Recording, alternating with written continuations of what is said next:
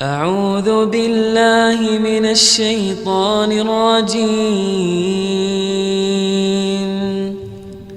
بسم الله الرحمن الرحيم.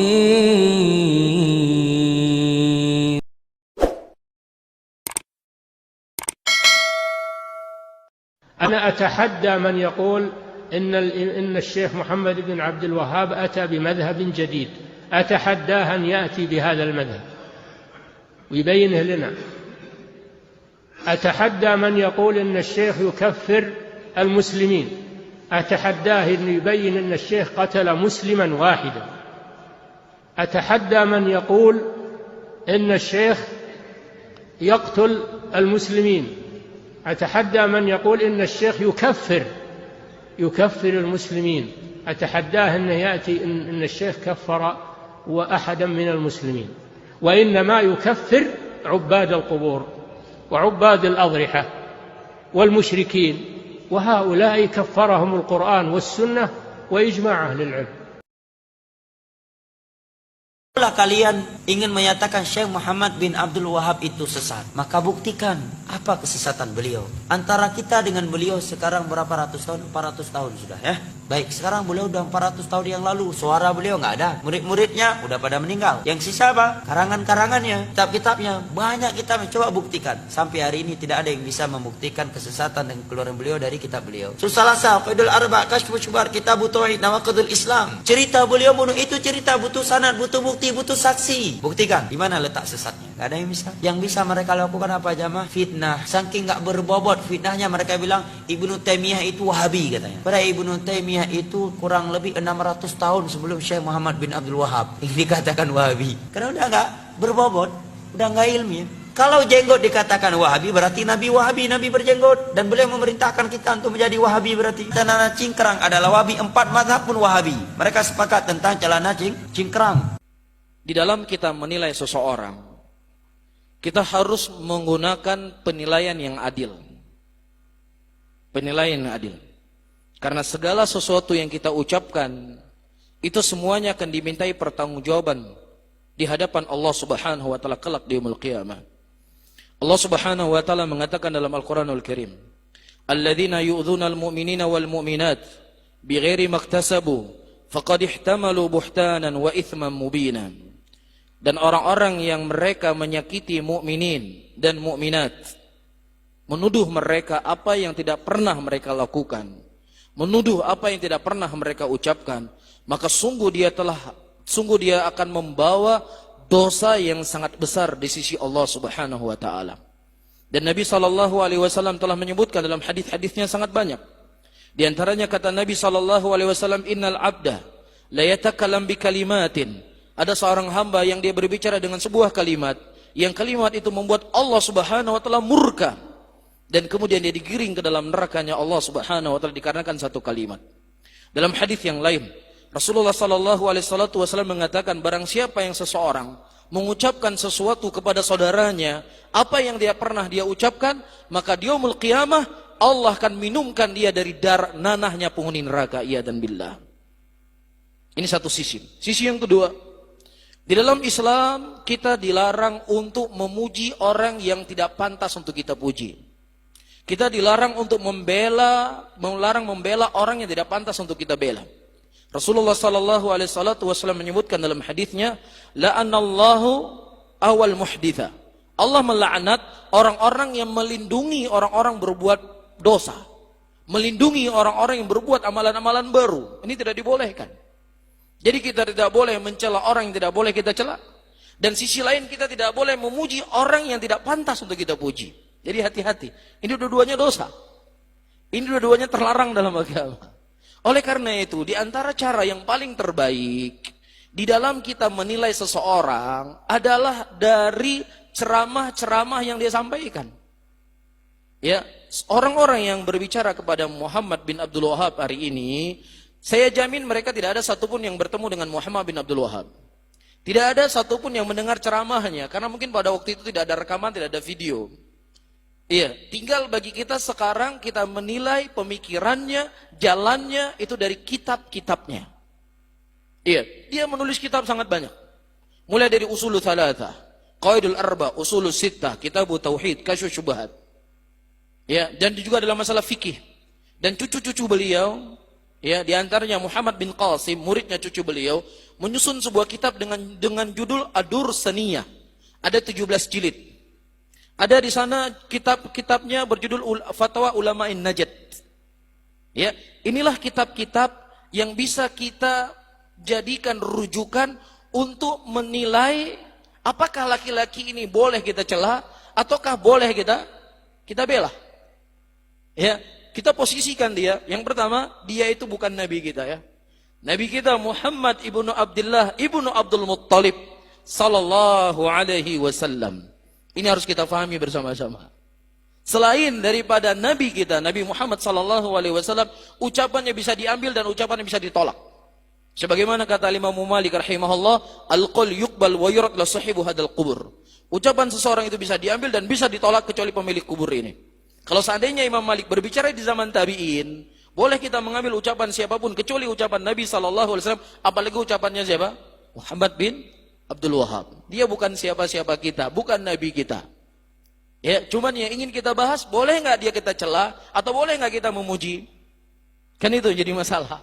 Nah, inilah cara yang ilmiah, cara yang adil kita menilai laki-laki ini. Kita lihat dari kitabnya, apa yang keliru dari pembahasannya, apa yang keliru dari yang dia tulis, apa yang keliru dari dia fatwakan. Kemudian kita ambil, kita timbang dengan Al-Quran dan Sunnah. Kalau seandainya apa yang datang dari Al-Quran dan Sunnah menyelisih apa yang dia ucapkan, kita buang ucapannya ke tong sampah. Nggak perlu kita dengan ucapan dia. Nggak perlu, karena dia bukan nabi kita. Ya, cuman harus dengan adil. Apa ucapannya, apa dalilnya ucapannya itu keliru, apa dalilnya ucapannya salah, kan begitu.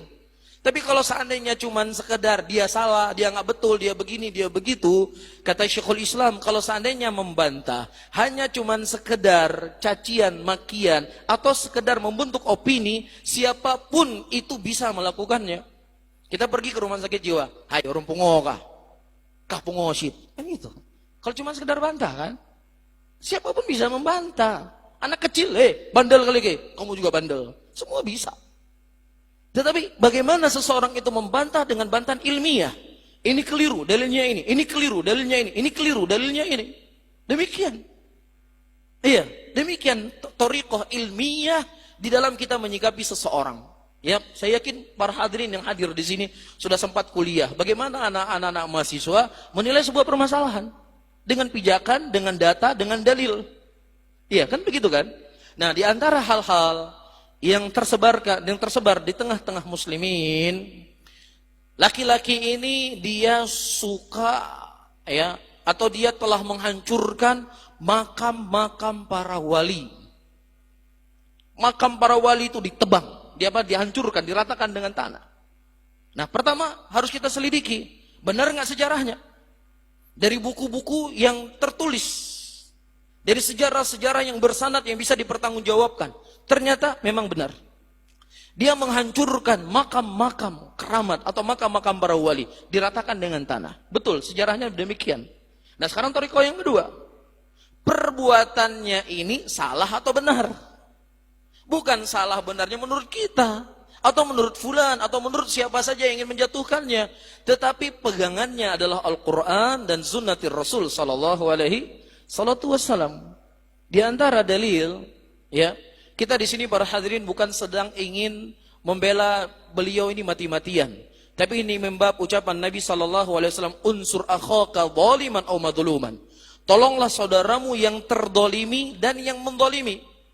Para sahabat bertanya, ya Rasulullah, kami faham orang yang dizolimi itu kita tolong. Tapi bagaimana caranya menolong orang yang mendolimi? Pertanyaan yang cukup wajar ya dari sahabat Rasulullah. Kemudian Nabi SAW mengatakan, menolong orang yang mendolimi, engkau pegang tangannya, engkau larang dia untuk tidak berbuat lagi perbuatan zalim. Itu caranya. Jadi kita menyampaikan hal yang seperti ini agar bagaimana saudara-saudara kita muslimin yang mungkin keliru atau mungkin salah faham, mudah-mudahan bisa mengambil manfaat dari apa yang kita sampaikan. Jelas ya, cuman saya tegaskan kembali, dia bukan nabi kita. Itu yang terpenting. Itu yang terpenting. Iya. Datang hadis dari Ali bin Abi Thalib radhiyallahu taala anhu, dan hadisnya sudah sering kita sampaikan. Ya, sangat sering. Kata Ali bin Abi Thalib radhiyallahu taala anhu, "Ya Abul Hayyaj, hal tuhibbu an ab'athuka bima ba'athani Nabi sallallahu alaihi wasallam, ma min qubrin musyrifin illa sawaitahu." Wahai Abu Hayyaj, apakah engkau ingin aku mengutus engkau dengan sebuah tugas yang Rasulullah dulu juga pernah mengutusku? Apa itu? Tidak ada kuburan yang ditinggikan kecuali engkau ratakan dengan tanah. Ali diutus oleh Rasulullah dengan tugas ini. Dan kemudian beliau memerintahkan juga siapa? Abu Hayyaj untuk bertugas dengan tugas yang beliau dulu pernah bertugas. Iya, yang kedua. Di zaman Nabi SAW ada sebuah pohon. Ya, ada sebuah pohon. Pohon itu dijadikan oleh Rasulullah untuk membaiat sahabatnya. Dikenal dengan Bai'atur Ridwan. Iya. Dan Allah khobarkan dalam Al-Quran pohon itu. Laqad radiyallahu anil mu'minin id yubai'unaka tahta syajarati. Allah telah ridha kepada kaum mukminin ketika mereka membaiatmu di sebuah pohon. Disebutkan dalam Al-Quran pohonnya. Kita bisa bayangkan kalau seandainya ada pohon di Aceh, disebutkan dalam Al-Quran. Berdiri Nabi di situ. Para sahabat juga berdiri di situ, gimana kira-kira akan terjadi? Mungkin akan dipugar, dilestarikan sampai detik ini mungkin. Dan itu subhanallah di zamannya Umar sudah mulai. Itu di kota Madinah, di kota hijrahnya Rasulullah sudah mulai. Orang-orang sudah mulai beriktikaf di situ. Sudah mulai mereka datangi pohon itu, nyo pohon pastinya kelebihan pohonnya. Rasulullah dulu berdiri di sini. Allah menyebutkan dalam Al-Quran, sudah mulai hati manusia. Dengan kecerdasan dan kefakihan Umar bin Khattab radhiyallahu taala anhu, beliau menebang pohon itu sampai ke akar-akarnya, tidak meninggalkan sisa. Apakah berani kita mengatakan Umar bin Khattab tidak memuliakan warisannya para nabi? Tidak memuliakan pusaka, tempat-tempat bersejarah, tempat-tempat yang dimana Rasulullah berdiri di situ? Berani kita mengatakan demikian? Siapa yang berani? Tentunya orang-orang yang mencintai para sahabat nggak berani akan mengucapkan ucapan seperti ini. Tapi itu yang dilakukan oleh Umar bin Khattab. Ya, karena di antara isu-isu yang disebarkan, wah semua monumen, tempat-tempat bersejarah Rasulullah itu dihancurkan semuanya dan lain sebagainya. Itu dikhawatirkan para hadirin akan didatangi oleh orang-orang yang kemudian mereka akan beribadah di tempat tersebut dan terus akan kita khawatirkan akan terjerumus ke dalam kesyirikan. Dan ketiga, di zaman Umar bin Khattab radhiyallahu taala anhu pada waktu itu, Abu Musa al-Asy'ari mengirim surat kepada Umar bin Khattab. Diketemukannya jenazah seorang nabi yang bernama Nabi Daniel. Jadi nabi ini dikeluarkan ketika musim kemarau untuk beristighatsah agar diturunkan hujan kepada mereka. Ketika Abu Musa al-Asy'ari dan muslimin pada waktu itu berhasil memerdekakan negeri tersebut menjadi negeri Islam, beliau mengirim surat kepada Umar bin Khattab. Apa yang kami lakukan dari jenazah ini? Apa yang dilakukan oleh Umar? Apakah Umar berkata, ya Abu Musa al-Asy'ari, ini sejarah seorang nabi, kamu jaga, kamu kubur di sebuah tempat, kamu pugar, kamu tinggikan kuburnya, kamu buat jalan yang baik supaya orang tahu di mana para nabi itu dikuburkan. Kan begitu? Tapi tidak. Umar bin Khattab berkata, wahai Abu Musa al-Asy'ari, kuburlah jenazah Nabi ini, yang tahu hanya dirimu dan sahabatmu saja. Jangan ada orang ketiga yang tahu. Carilah di sebuah tempat, kamu korek di sana beberapa kuburan, dan di antara sekian kuburan, disitulah kamu kubur Nabi tersebut. Dihilangkan jejaknya sampai ini nggak ada yang tahu siapapun. Untuk apa? Untuk menjaga hati muslimin. Nah, kalau seandainya ini merupakan kesalahan Muhammad bin Abdul Wahab, yang kalian anggap sebagai sebuah kesalahan, maka tentunya dia tidak membuat sesuatu kecuali apa yang datang dari Nabi SAW, apa yang datang dari para Khulafaur Rasyidin, dan perkara-perkara yang lainnya yang tentunya tidak mencukupi waktu untuk kita membahasnya. Cuman ini di antara isu yang paling isu yang paling diserap oleh muslimin, yang kemudian menuduh dia ini seorang Zionis Yahudi yang ingin menghancurkan Islam, yang ingin memecah belah muslimin dan beraneka ragam isu-isu. Dan mudah-mudahan ya apa yang saya sampaikan sedikit ini bisa memberikan motivasi untuk kita semuanya berhati-hati di dalam menyikapi seseorang. Orang yang sudah jelas kafirnya, Fir'aun al-la'in, Fir'aun yang terlaknat, yang dia mengatakan ana rabbukumul a'la, saya adalah Tuhanmu yang paling tinggi. Ini bukan hoax. Ini berita yang Allah beritakan dalam Al-Quran. Dia mengaku dirinya sebagai nabi. Ada orang yang lebih kafir dibandingkan Fir'aun di muka bumi ini? Kalau seandainya Anda menganggap Muhammad bin Abdul Wahab itu salah, saya yakin kesalahannya menurut Anda tidak sebesar kesalahannya siapa? Fir'aun. Tetapi apa kata Allah dalam Al-Quran? Idhaba ila fir'auna fa innahu tagha faqula lahu qawlan layyinan la'allahu yatadhakkara aw yakhsha.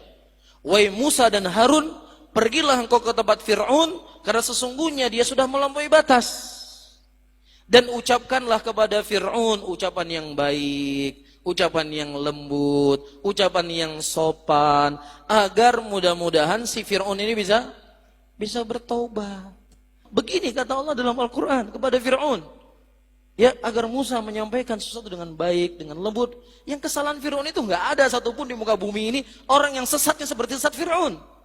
Tapi begini perintah Allah Subhanahu wa Ta'ala. Bisa difahami ya? Mudah-mudahan Allah memberikan hidayah kepada kita dan juga kepada saudara-saudara kita muslimin. Amin ya rabbal alamin. Alhamdulillahi rabbil alamin. Segala puji bagi Allah, Tuhan seluruh alam.